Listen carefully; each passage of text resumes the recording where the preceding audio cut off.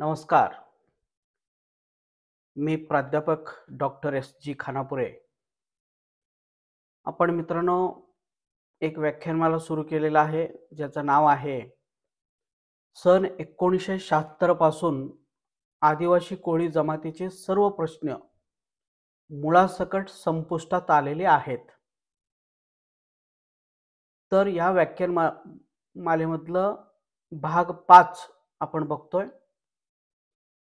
मागच्या वेळी आपण भाग 5 अपलोड केलं होतं, परंतु साउंड त्याच्यामध्ये क्लिअर ऐकू येत नसल्यामुळं आपण नव्याने ती व्हिडिओ बनवतो. तर मित्रांनो मागच्या व्हिडिओमध्ये आपण बघितलेलं आहे, की आपला समाज एकत्र नाही. समाज वेगवेगळ्या छोट्या-छोट्या ग्रुपमध्ये विभागला गेलेला आहे.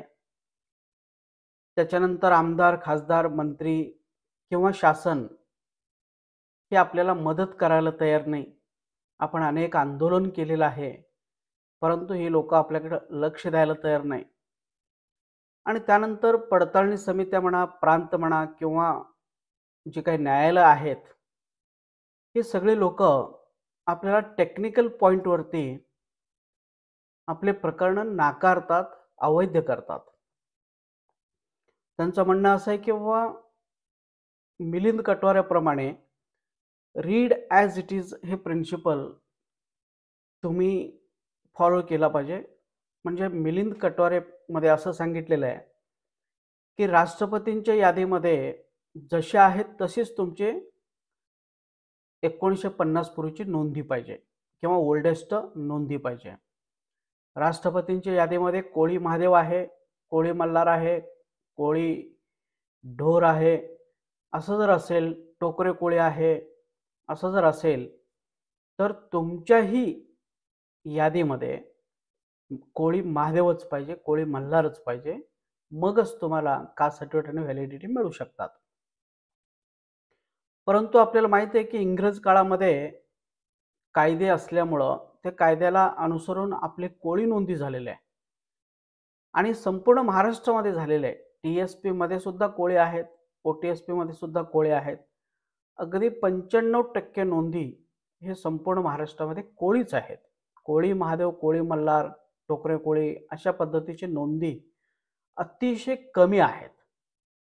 आणि म्हणून आपण या टेक्निकल पॉइंटमुळे आरक्षणापासून वंचित आहे. प्रांत आपल्याला प्रमाणपत्र देत नाही. पडताळणी समिती आपल्याला वैधता प्रमाणपत्र देत नाही आणि न्यायालयाकडून या मिलिंद कटवारेमुळं आपल्याला न्याय मिळत नाही. ही वस्तुस्थिती आहे. म्हणजे सगळ्या प्रकारे आपण अडचणीत आलेले आहे. शासन आपल्याला जवळ करत नाही. समाज आपल्याला साथ देत नाही. नोंदी आपले राष्ट्रपतींच्या यादीप्रमाणे नाही. परंतु हे सगळं जरी असलं तरी आपण महादेव कोळी, मल्हार कोळी, टोकरे कोळी आहे, हे 100% सत्य आहे. कारण प्रत्येक गॅजेटियर, सेन्सस रिपोर्ट, मानववंश शास्त्रज्ञांनी हे सगळं लिहून ठेवलेलं आहे. हे सगळी महादेव, मल्हार, टोकरे कोळी आहेत. त्याच्यानंतर आपण एस-टी मधली कोळी आहे. हे सगळं त्रिकाल सत्य आहे. टी-एस-पी आणि ओ-टी-एस-पी मधल्या लोकांच्यामध्ये आपलं रक्तनातं आहे. ओके. तर हे सगळं असताना सुद्धा आपल्याला हे न्याय मिळत नाही. मग आपल्याला काय करावं लागणार? तर मित्रांनो, यासाठी आपल्याला वेगळे पर्याय शोधून काढावं लागणार आहे. न्याय तर आपल्याला मिळवायचंच आहे, परंतु वेगळ्या मार्गे आपल्याला मिळवायचं आहे. हे लोकं आपल्याला टेक्निकल प्रॉब्लेममधून वंचित ठेवतात, तर त्याच टेक्निकल प्रॉब्लेमवरती मात करून आपल्याला न्याय मिळवायचा आहे. आपली मूळ मागणी हेच आहे, की इंग्रज काळामध्ये 1950 पूर्वी आमच्या नोंदी त्या काळातल्या कायद्यानुसार झालेल्या आहेत.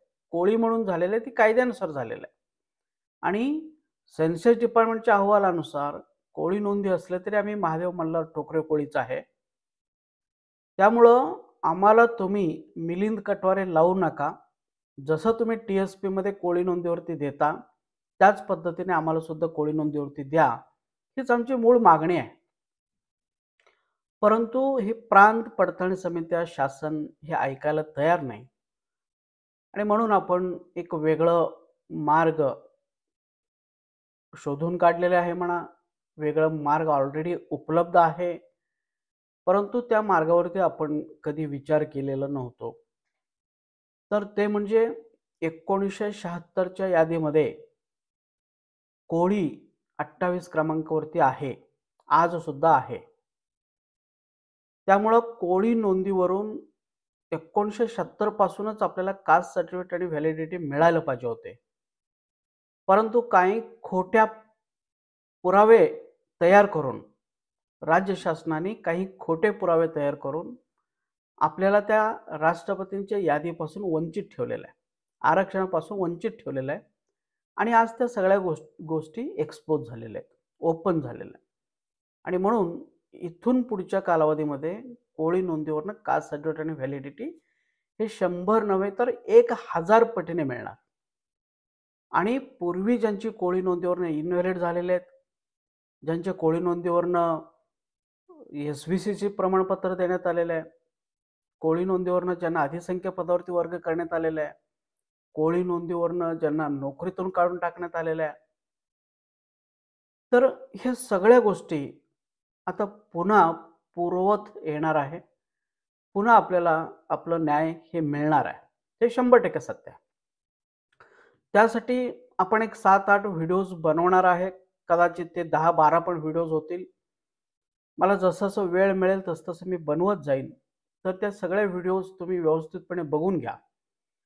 तर या व्हिडिओमध्ये प्रामुख्याने हे सांगितलेलं आहे, की बाबा अनुसूचित जमातीच्या यादीमध्ये कोळी आहे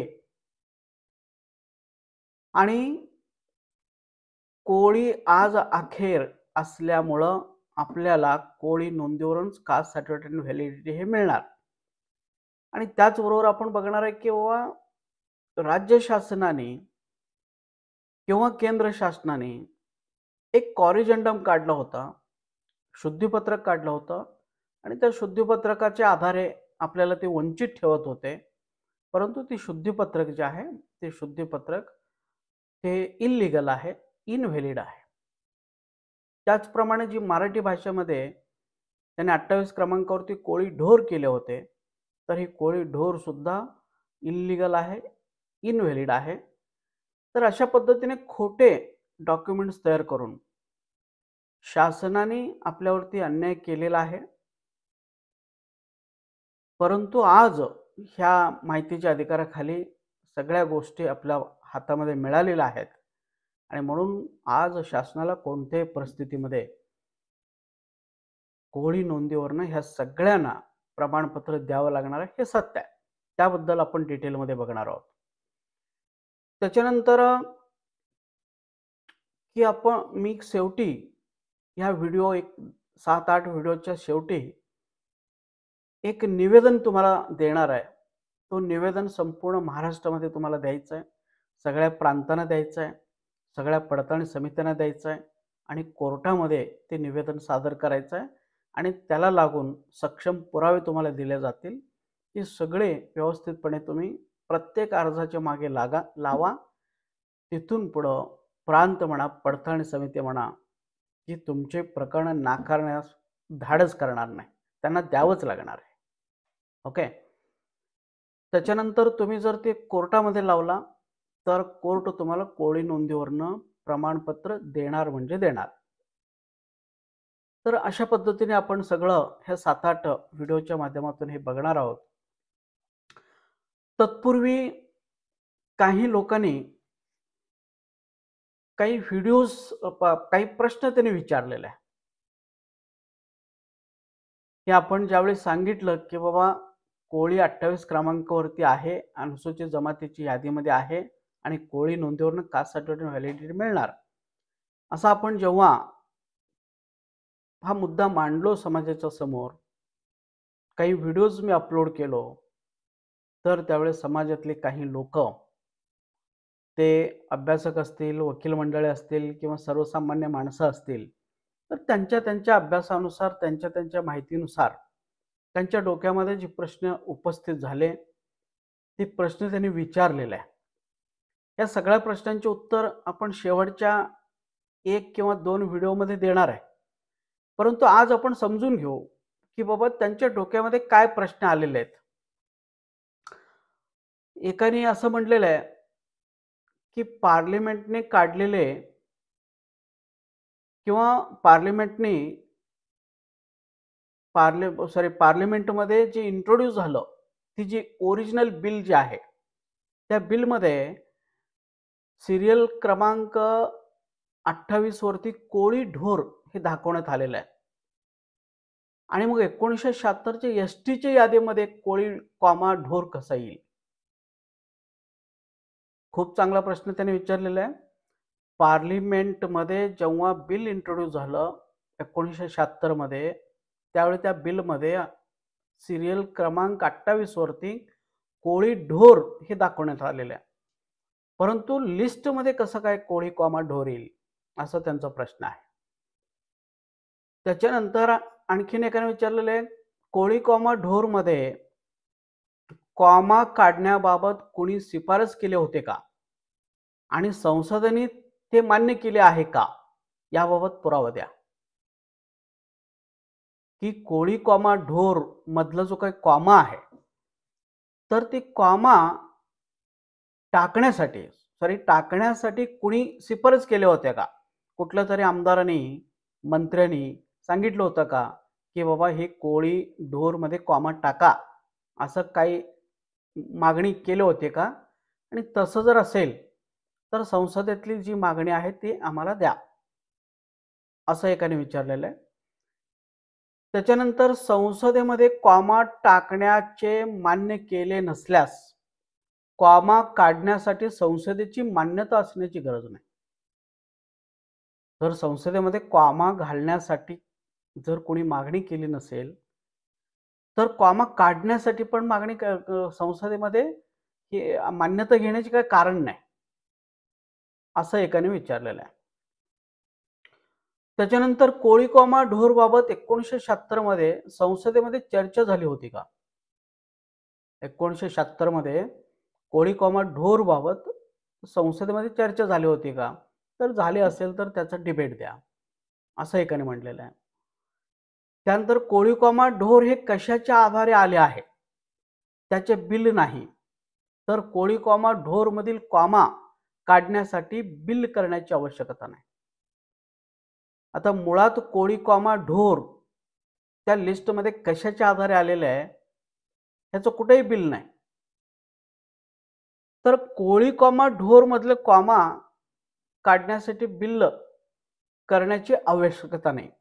तर कोळी कॉमा ढोर मधला कॉमा काढण्यासाठी की संसदेमध्ये हे बिल पारित करायची आवश्यकता नाही. बरोबर आहे. त्याच्यानंतर एकाने म्हटलेलं आहे, संसदेमध्ये कोळी ढोर मंजूर झाले, लिस्टमध्ये कोळी कॉमा ढोर चुकून आले आहे, यासाठी अमेंडमेंट करण्याची गरज नाही. संसदेमध्ये जे मंजूर झालेले आहे ती कोळी ढोर आहे, पण लिस्टमध्ये जे आलेले ते कोळी कॉमा ढोर आहे, पण हे चुकून आलेलं आहे. त्यामुळे असं चुकून जर आलं असेल तर ते अमेंडमेंट करायची गरज नाही. ओके. त्याच्यानंतर त्यांनी म्हटलेले की बाबा 1976चे संसदेतील बिल यावरून स्पष्ट होते की कोळी कॉमा ढोर हा विषय महत्त्वाचा राहिलेला नाही. याबाबत अधिक चर्चा करणे व्यर्थ आहे. यापुढे याबाबत कोणीही पैसा व वेळ वाया घालवू नये. त्यांनी एक चांगलं सजेशन दिलेलं आहे की 1976चे संसदेतील बिल यावरून असे स्पष्ट होते की त्या संसदेचं बिल त्यांना मिळालेलं आहे आणि त्याच्यावरून असं स्पष्ट होतंय की कोळी कॉमा ढोर हा विषय आता महत्त्वाचा राहिलेला नाही. कारण का, तर ते ओरिजिनल बिलमध्ये कोळी ढोर आहे, लिस्टमध्ये चुकून आलेले कोळी कॉमा ढोर. त्यामुळे आता तो विषय फार असा महत्त्वाचा राहिलेला नाही आणि याबाबत समाजाने चर्चा पण करू नका. वेळ वाया जाईल आणि पैसा पण वाया जाईल. हे सगळं वायफळ आहे, असं एकाने म्हटलेलं आहे. नंतर मी जेव्हा ह्या सगळ्या प्रश्नांच्यावरती उत्तर देणार आहे, ते सगळे त्यांच्या नावासहित हा सगळा स्क्रीनवरती तुम्हाला दाखवला जाईल. ओके. त्याच्यानंतर एकाने म्हटलेलं आहे, प्रिंटिंग मिस्टेक आहे म्हणून अमेंडमेंट करावे लागत नाही. कोळी कॉमा ढोर जे आहे ते प्रिंटिंग मिस्टेक आहे. त्यामुळे प्रिंटिंग मिस्टेक असेल तर अमेंडमेंट करायची गरज नाही. चुकून कॉमा पडले आहे, त्याला कोणीही दुरुस्त करू शकतो. त्यासाठी आर्टिकल 342 प्रमाणे संसदेमध्ये दुरुस्त करण्याची आवश्यकता नाही. तर हे चुकून झालेलं आहे. हे होऊ शकतं ना. मग पहिली दुसरीच्या मुलं लिहित असताना काही चुका होऊ शकतात. तसं चुका झाल्या म्हणून काय फार मोठी अशी म्हणजे वाईट मानण्याचं काही कारण नाही. ते कोणीही शुद्धीकरण करू शकतो त्याला. कोणीही ते कॉमा काढू शकतो. ओके. तसं त्यांचं म्हणणं आहे. त्यानंतर पेट्रोलियम मिनिस्टरनी जे कॉरिजंडम काढले आहे ते बरोबर आहे. लीगल आहे आणि कायद्याला धरून आहे. पेट्रोलियम मिनिस्टरने एक कॉरिजंडम म्हणून काढलेलं आहे, असं त्यांचं म्हणणं आहे. आता ॲक्च्युअली ते पेट्रोलियम मिनिस्टरने काढलंय का हे त्यांनी व्यवस्थित बघायला पाहिजे. तर त्या कॉरिजंडममध्ये काय म्हटलेलं आहे, कोळी कॉमा ढोर शुड बी रीड ॲज कोळी ढोर, असं त्यांनी म्हटलेलं आहे. तर ह्या महाशयांचं म्हणणं असं आहे की पेट्रोलियम मिनिस्टरने जी कॉरिजंडम काढलेलं आहे ते बरोबर आहे, लीगल आहे आणि कायद्याला धरून आहे. ओके. त्याच्यानंतर आणखीन एकाने म्हटलेलं आहे, केंद्र शासनाने 8 फेब्रुवारी 1977 मध्ये कोळी कॉमा ढोर बद्दल कॉरिजंडम किंवा शुद्धीपत्र काढले आहे. तसेच राज्य शासनाने 30 जुलै 1977 मध्ये कोळी कॉमा ढोर चा कोळी ढोर म्हणून वाचावे याबद्दल परिपत्र काढले आहे. तेव्हा विषय संपलेला आहे. तर राज्य शासनाने पण कॉरिजंडम काढलेला आहे आणि केंद्र शासनाने पण कॉरिजंडम काढलेला आहे आणि राज्य शासनाने पण 77 सालीच काय केलंय, एक परिपत्र काढलेलं आहे. त्यामुळे तो विषय तेव्हा संपलेला आहे. खरं म्हणजे आता नव्याने काढायची गरज नाही. त्यानंतर एकाने म्हटलेलं आहे, हिंदी व मराठी यादीमध्ये कोळी ढोर आहे याचा काय? ठीक आहे बाबा, इंग्लिशमध्ये कोळी कॉमा ढोर असेल, पण एका यादीमध्ये असलं म्हणून काय झालं?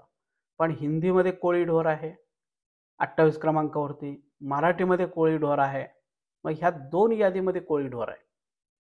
त्यामुळं इंग्लिशमधलं यादीच तुम्ही अट्टहास करायला पाहिजे अशा कशावरून, असं त्यांचं म्हणणं आहे.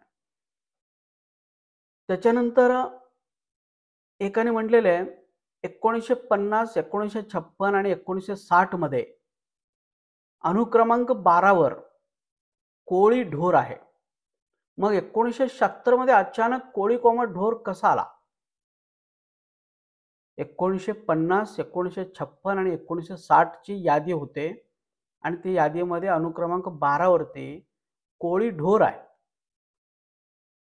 परंतु 1976 ला अचानक कोळी कॉमा ढोर आलं कुठून? मूळ बिलमध्ये नाही, कोणीही आर्ग्युमेंट केलेलं नाही, कोणी मागणी केलेली नाही, कोळी कॉमा ढोर करा म्हणून. कशाच काही नसताना अचानक ते आलं कसं?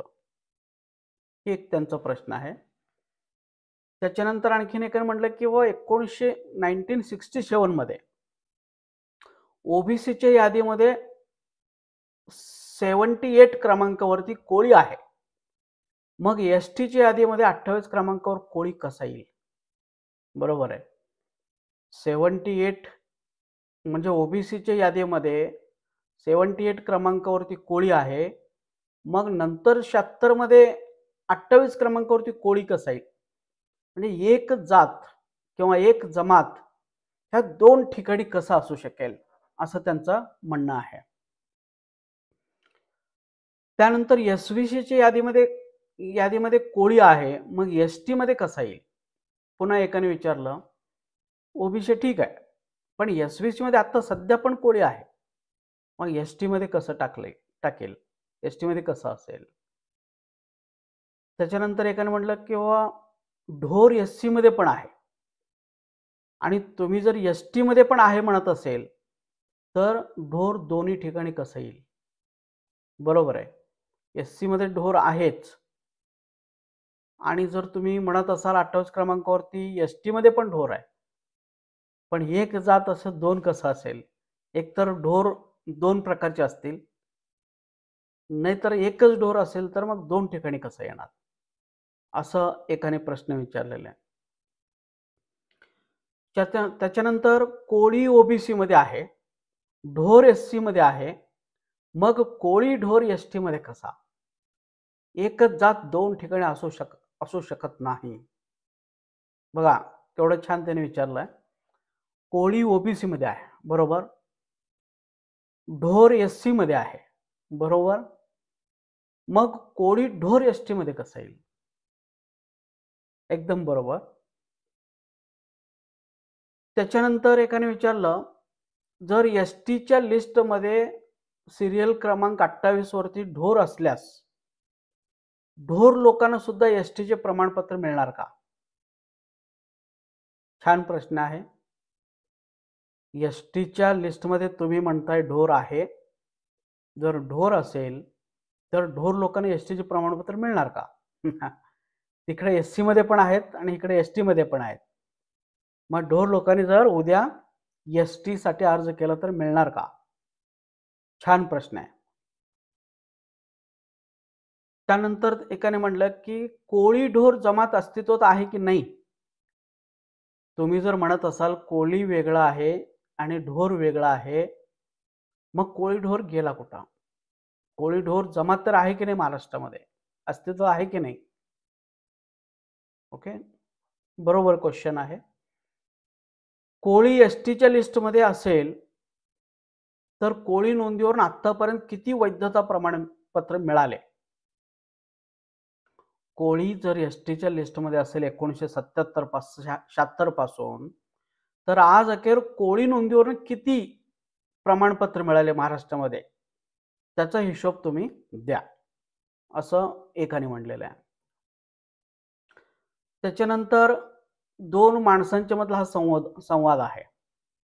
एकाने असं विचारलं, 1976/108 यानुसार कोळी कॉमा ढोर यातील दुरुस्ती करून आपली ही फसवणूक केली आहे का? दुसऱ्याने त्याला उत्तर दिलेले नाही. सबसेल चुकीचा आहे. संविधानापूर्वी कुठे होते दाखवा जातीच्या यादीत कोळी, व नंतर जमातीच्या यादीत 1935 गव्हर्नमेंट ऑफ इंडिया ऍक्ट मधील याद्या जशाच्या तशा 1950 राष्ट्रपती अधिसूचनेत किरकोळ बदल करून घेतलेला आहे. बरोबर. पहिल्या व्यक्तीने विचारलं की आपल्याला शासनाने फसवलं का, कॉमा काढून.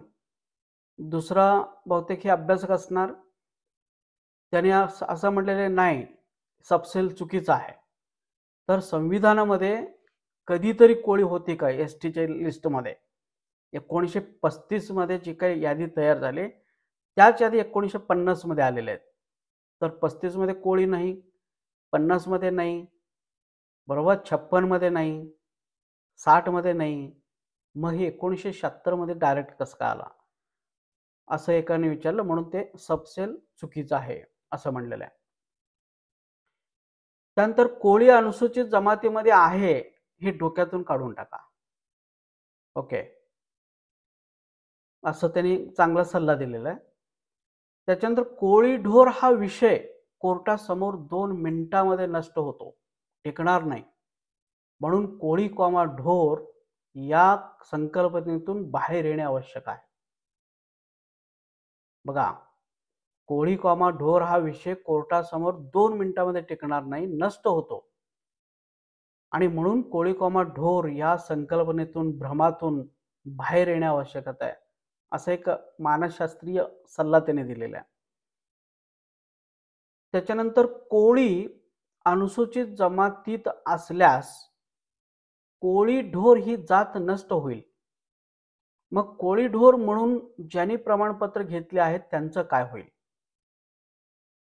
कोळी जर अनुसूचित जमातीमध्ये आहे असं आपण म्हणलो, अनुसूचित जमातीमध्ये कोळी ढोर नाही असं आपण म्हणलो, तर ज्यांनी आतापर्यंत कोळी ढोर नावाचे प्रमाणपत्र घेतलेले आहे, म्हणजे लाखोच्या संख्येने लोकांनी प्रमाणपत्र घेतलेलं आहे, तर त्या कोळी ढोर लोकांचं काय होणार? असा एक चांगला प्रश्न ह्याने विचारलेला आहे. त्याच्यानंतर आमच्या नोंदी कोळी आहे, हे मान्य केल्यास खूप मोठा आपल्याला धोका होईल. आपल्याच पायावरती कुऱ्हाड मारल्यासारखे होईल. शासन आपल्याला धोबी का कुत्ता बनवेल. म्हणजे आपल्या नोंदी कोळी आहेत हे मान्य केल्यास खूप मोठा धोका होईल. आपल्याच पायावरती कुऱ्हाड मारल्यासारखे होईल. शासन आपल्याला धोबी का कुत्ता बनवेल. आता शासन ह्यांना टायगर बनवलेलं आहे आणि ह्यांच्या कोळी नोंदी कुणाला पण माहीत नाही. बरोबर? त्यामुळे हे म्हणतात की आपले कोळी नोंदी जर एक्सपोज झाले, तर मात्र आपण कुत्ता बनणार किंवा आपल्याला फार मोठा धोका होणार आणि आपल्या पायावरती खूप मोठं कुऱ्हाड पडेल, असं यांचं म्हणणं आहे. म्हणजे अजून यांची कोळी लपून आहेत वाटतं. त्यानंतर पुन्हा आणि वारंवार सांगतो आणि सांगत आहे. पुन्हा आणि वारंवार सांगत होतो आणि सांगत आहे. स्वतःला कोळी संबोधून स्वतःची प्रतिमा डागाळली जाणार नाही याची काळजी घ्या. अजून एका व्यक्तीने एक सल्ला दिलेला आहे. पुन्हा आणि वारंवार वारंवार सांगत होतो आणि सांगत आहे. स्वतःला कोळी संबोधून स्वतःची प्रतिमा डागाळली जाणार नाही याची काळजी घ्या. म्हणजे अजून प्रतिमा शिल्लक आहे असं ह्यांना वाटतं. ओके. त्याच्यानंतर कोळी कोमा ढोर याविषयी चर्चा करणे म्हणजे समाजाचा वेळ व पैसा दोघे वाया घालवणे समान आहे. जास्त माहितीसाठी वंचित अनुसूचित जमाती ग्रंथ वाचा.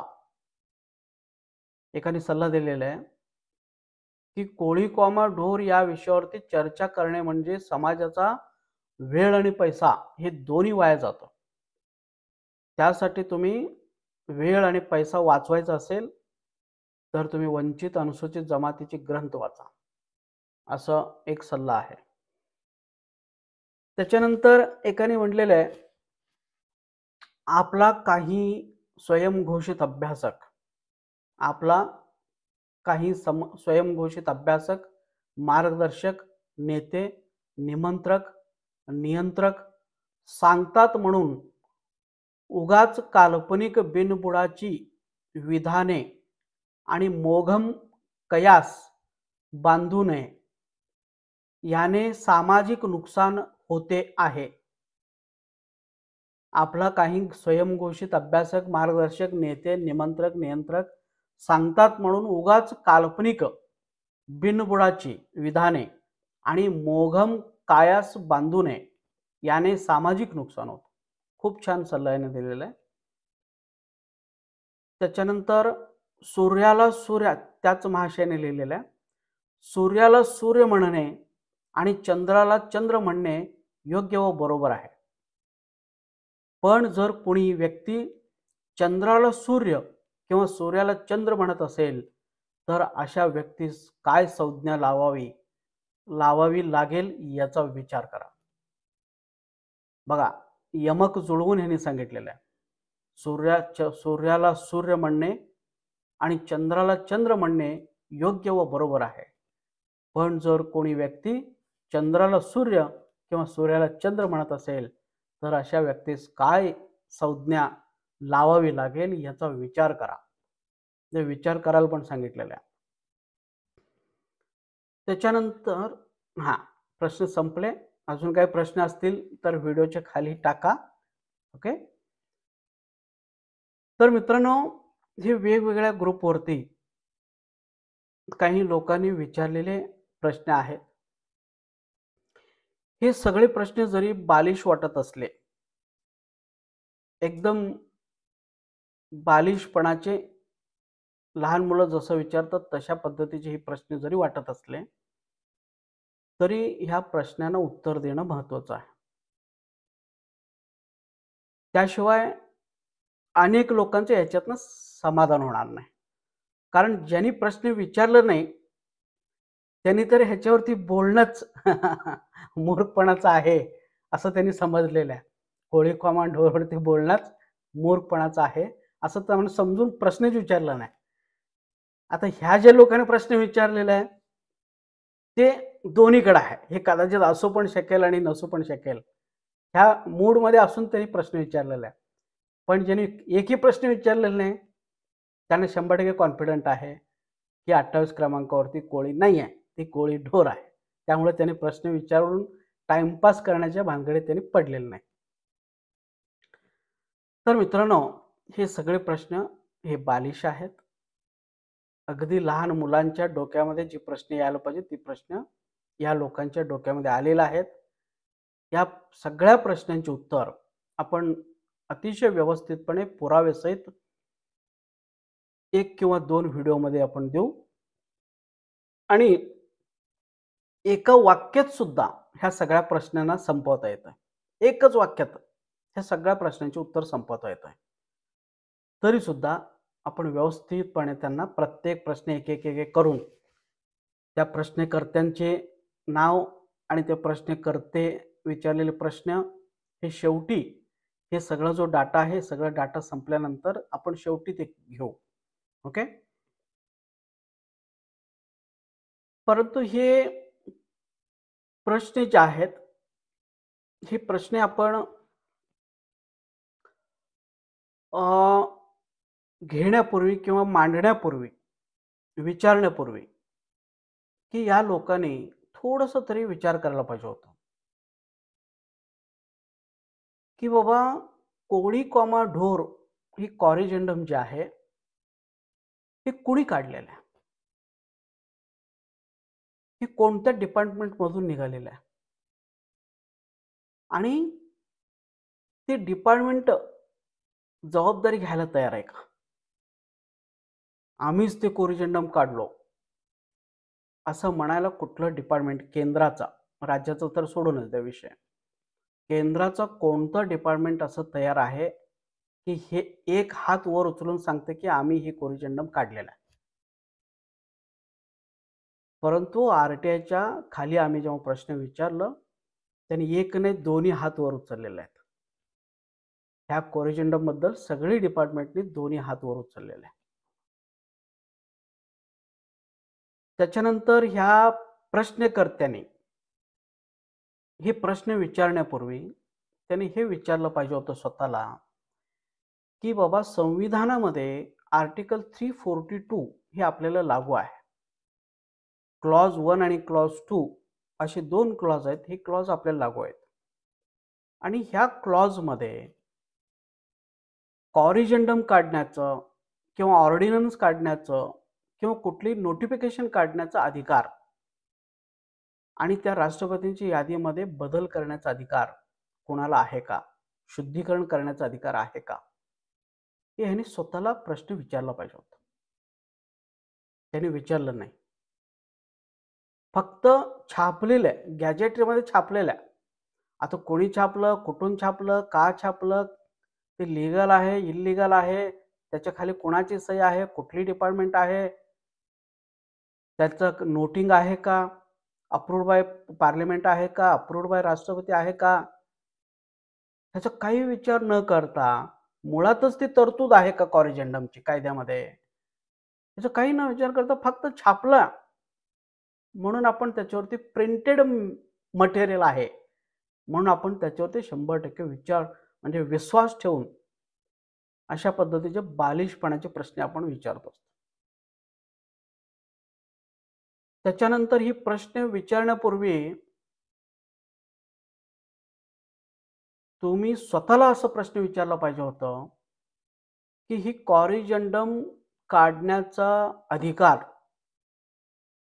किंवा राष्ट्रपतींच्या यादीमध्ये बदल करण्याचा अधिकार हे कुठल्याही डिपार्टमेंटला आहे का? कुठल्याही पार्लमेंटला आहे का? स्वतः राष्ट्रपतीला तरी आहे का? स्वतः राष्ट्रपतीला तरी एकदा प्रिंट झालं, तर त्या प्रिंटमध्ये शुद्धीकरण करण्याचा अधिकार कोणत्या तरी डिपार्टमेंटला आहे का? ते पेट्रोलियम मिनिस्टर म्हणा, लेजिस्लेटिव्ह डिपार्टमेंट म्हणा, ट्रायबल मिनिस्टर म्हणा, होम अफेअर्स म्हणा, लॉ अँड ज्युडिशियल म्हणा, कोणत्याही डिपार्टमेंटला ही कॉरिजेंडम काढण्याचा अधिकार आहे का? किंवा कुठल्याही मिनिस्ट्रीला आहे का? किंवा स्वतः राष्ट्रपतीला आहे का? हे कुठंतरी कायद्यामध्ये आहे का? आपण खरं म्हणजे कायद्यातली तज्ज्ञ आहे, कायद्यातले किडे आहे. सगळेचे सगळे जजमेंट तुमचे तोंडपाठ आहेत. कधी कुठल्याही रात्री उठवलं, कुठल्या जजमेंटमध्ये कुठलं वाक्य आलेलं आहे, हे तुम्ही सांगता. कुठं काय आहे?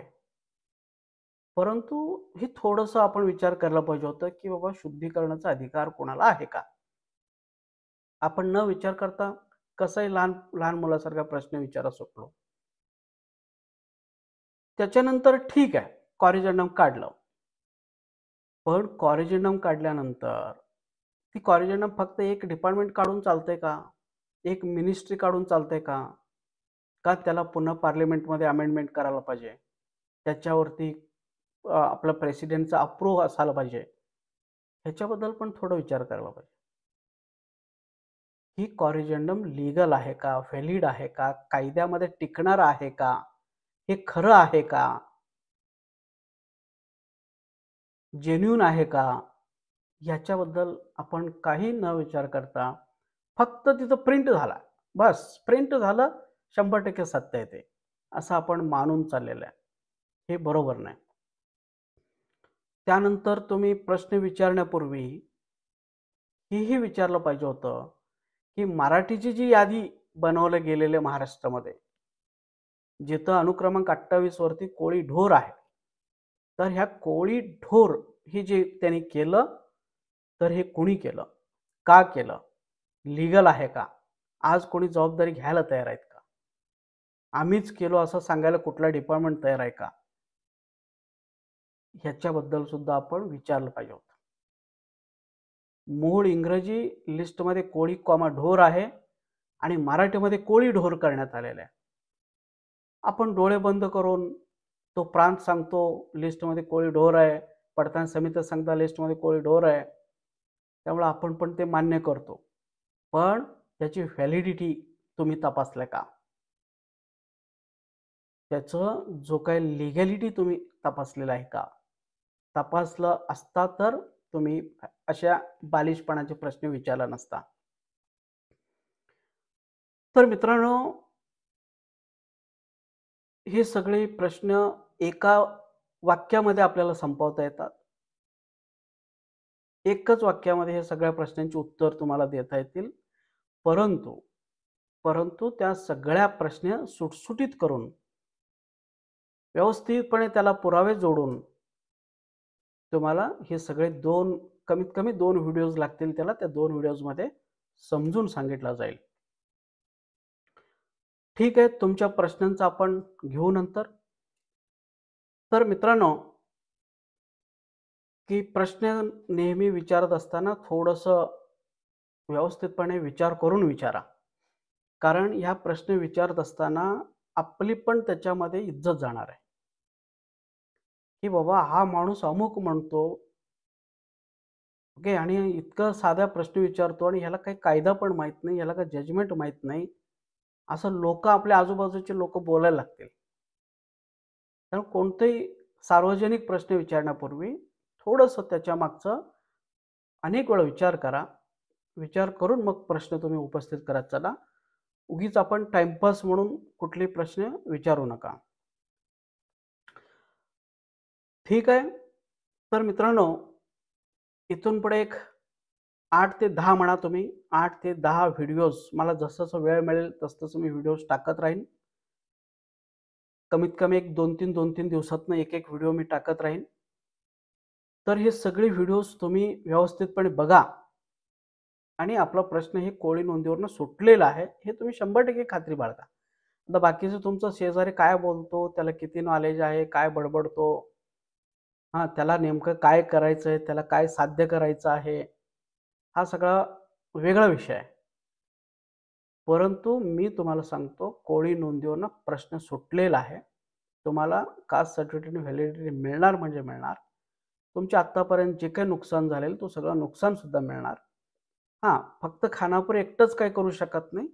मी ज्या पद्धतीने सांगतो त्या पद्धतीने गेला तर ह्या सगळ्या गोष्टी तुम्हाला आरामशीर मिळतील. तर इथं व्हिडिओज बघत असताना टायटल एकच असणार आहे. टायटल पेज तुम्हाला एकच दिसेल. फक्त भाग 1, भाग 2, भाग 3 हे जे लिहिलेलं आहे. आजचा व्हिडिओ आहे भाग 5. पुन्हा जे येणार भाग 6. तर हे भाग 5, 6, 7, 8 ह्याच्यावरती तुम्ही लक्ष द्या.